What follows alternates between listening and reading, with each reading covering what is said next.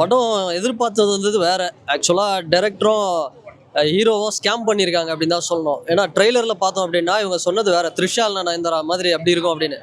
உள்ள வந்து பார்த்தா படம் வேற மாதிரி இருக்கு. ஒரு டிராகன், ஒரு ஒரு எப்படி சொல்றது, ஒரு நல்ல படம் பார்த்தா ஒரு திருப்தி இருக்கு. படம் அவ்வளோ நல்லா இருக்கு. நான் எப்படி எதிர்பார்க்கல. ஜிவி பிரகாஷ் படம் வந்து ஏன்னா இது ஃபேமிலி ஆடியன்ஸை டார்கெட் பண்ணி எடுத்திருக்காங்க. படத்தில் அவ்வளோ நல்ல விஷயம் இருக்கு. இந்த டிரெக்டர் வந்து பாருங்க, ஒரு பெரிய ஆளா வருவார் பிரதர். அவ்வளோ சூப்பராக இருக்கு. அழ வச்சிட்டாங்க நிறைய பேரை. செகண்ட் ஹாஃப்லலாம் வந்து நிறைய ஒரு மாதிரி கண் கலங்கின மாதிரி. அப்பாஸ் சார்லாம் வந்து அவ்வளோ சூப்பரான ஒரு ஆக்டிங்கு, நினைச்சே பார்க்கல, அவ்வளோ நல்லா இருந்தது.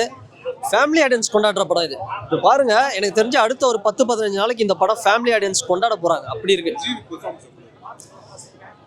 ஜிவி பண்ண படத்திலே எல்லா படமும் சூப்பர். பாலா சார் கூட ஒரு படம் பண்ணார், அது வேற லெவலு. பட் அதை தாண்டி என்டர்டைன்மெண்ட் ஜானர்ல பண்ண படத்துல இந்த எனக்கு இன்னொரு பேர் இருக்குன்னு ஒரு படம், உங்களில் யார் எடுத்த நைனானு, அந்த படம் எனக்கு ரொம்ப ஃபேவரட். அதை தாண்டி டார்லிங் எல்லாமே சூப்பரா இருக்கும்.